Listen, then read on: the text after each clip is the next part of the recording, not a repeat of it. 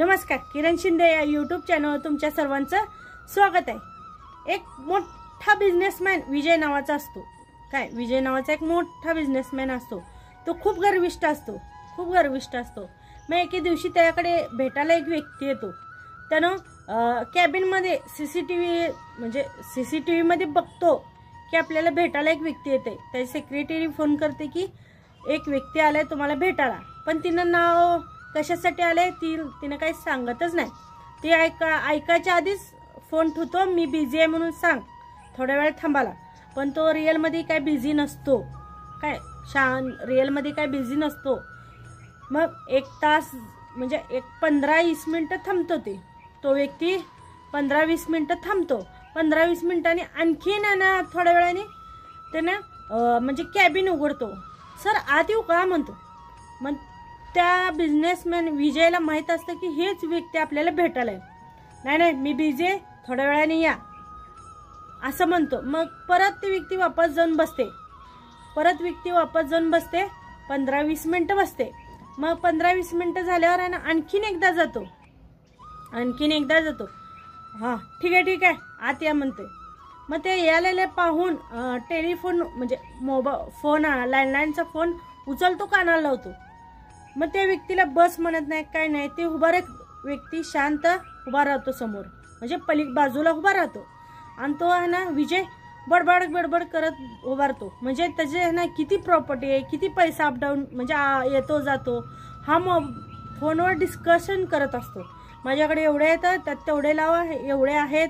मग ही गाडी आणलंय, अजून फॉरेनवरनं ती गाडी बुक केली आहे, माझे इथं प्लॉट आहेत, तिथं प्लॉट आहेत, अमुक आहे तमुक आहे, असं बडबड करत असतो। मग ती व्यक्ती शांतपणे नम्रपणे उभारते। मग ना 15-20 मिनिटं अर्धा तास तो बडबड करत असतो। अर्ध्या तासाने फोन ठेवतो। मग त्या व्यक्तीला वळून पाहतो आणि म्हणतो, हां काय काम आहे तुमचं। काय नाही सर माझं काय काम नाही, ते काम तुमचंच आहे।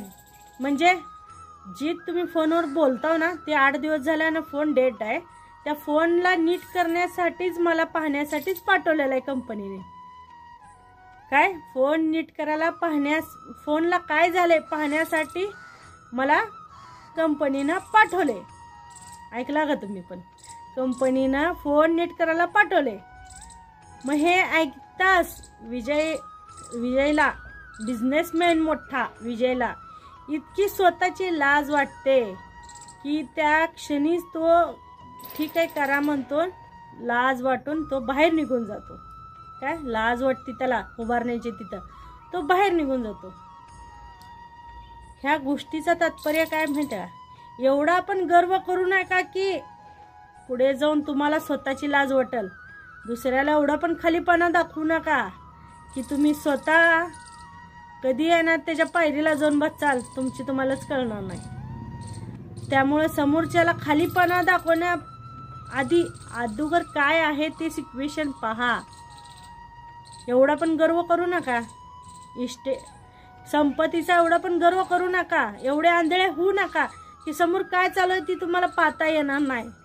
नाहीतर शेवटी तुमची पण गत बिझनेसमॅन विजय सारखी होईल, है का नाही। गर्व कधी करू नये। व्हिडिओ आवडल्यास लाईक करा, शेअर करा, सबस्क्राईब तर तुम्ही नक्कीच करचाल। धन्यवाद।